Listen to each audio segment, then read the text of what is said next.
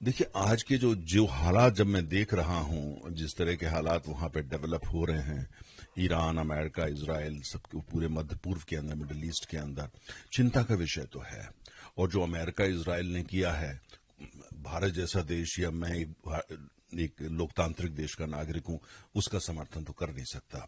लेकिन प्रश्न ये है कि ये तो हमने तो किया नहीं, ये तो अमेरिका ने किया है और इजराइल ने किया। प्रश्न ये होता है कि उनका मकसद क्या है। मुझे ऐसा लगता है उनका मकसद ये है कि वहां पे जो इस समय जो पूरी रिजीम सत्ता में है, जो काफी हद तक जिसको कट्टरवादी माना जाता है, जो ये इस हद तक जाता है, कहता है कि इजराइल को अस्तित्व में रहने का हक ही नहीं है, या यहूदियों को अस्तित्व में रहने का हक ही नहीं है, इस हद तक वो लोग जाते हैं। और इस तरह का उनका एक ग्लोबल विजन है। साथ में तमाम जो प्रॉक्सीज हैं, हजबुल्ला है या हमास है, सबको पता है, हूतीज है, उनको वो समर्थन देते हैं।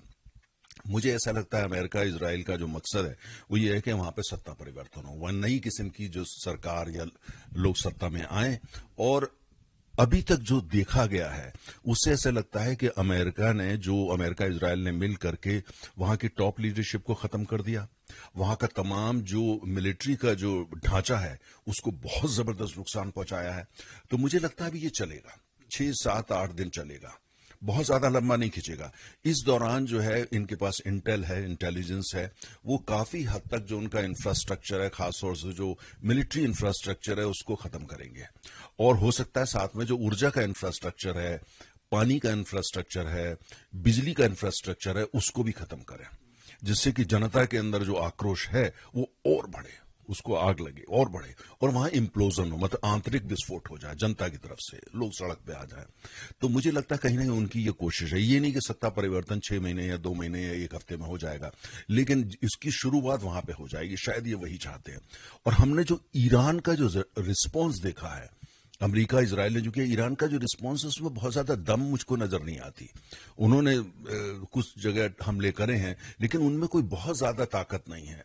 और दूसरा, जिन्होंने हमला किया, अमेरिका, जिसके तमाम जो समुद्री जहाज हैं वो ईरान के पास जो समंदर है वहां पे हैं, या इजराइल जो पड़ोस में ही है, बहुत ज्यादा दूर तो नहीं है। ईरान अभी तक कोई किसी भी तरीके का इजराइल को नुकसान नहीं पहुंचा पाया है।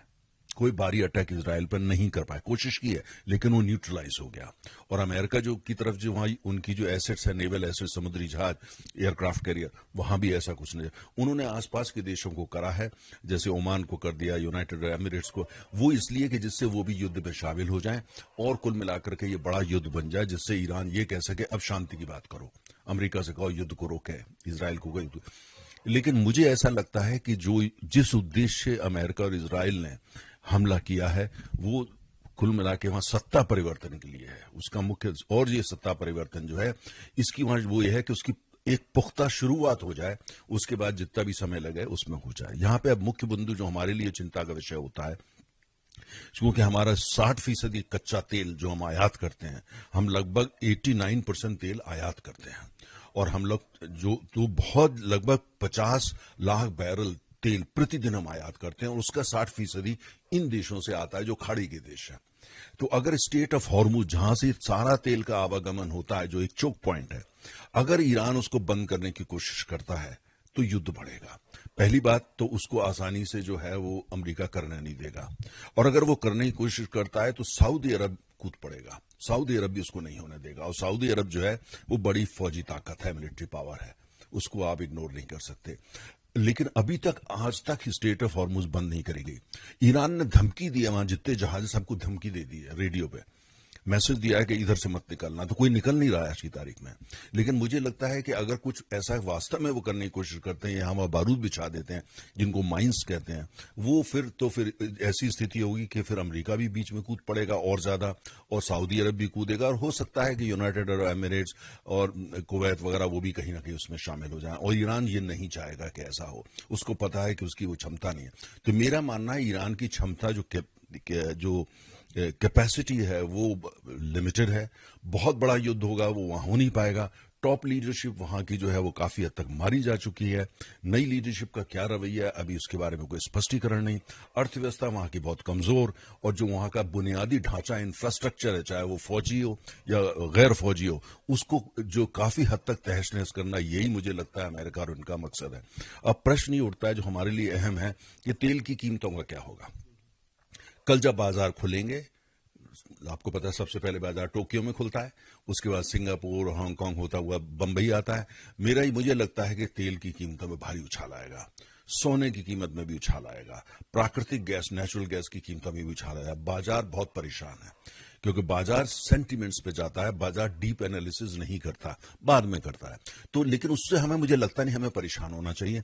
6, 7, 8 दिन ऐसा रहेगा, लेकिन तेल की कीमत बहुत ऊपर चली जाए, इतनी ऊपर चली जाए कि वो नुकसान करने लगे, उसके लिए थोड़ा लंबा, अगर ऐसा 1 महीना चलती है तब बड़ा नुकसान होता है। लेकिन मुझे लगता है 8, 7, 8 दिन तेल की कीमतों में परेशानी आएगी, लेकिन चिंता होने की अभी कोई बात नहीं है, क्योंकि 7, 8 दिन में इनका ऑपरेशन, जो मिलिट्री ऑपरेशन है, ये खत्म हो जाएगा।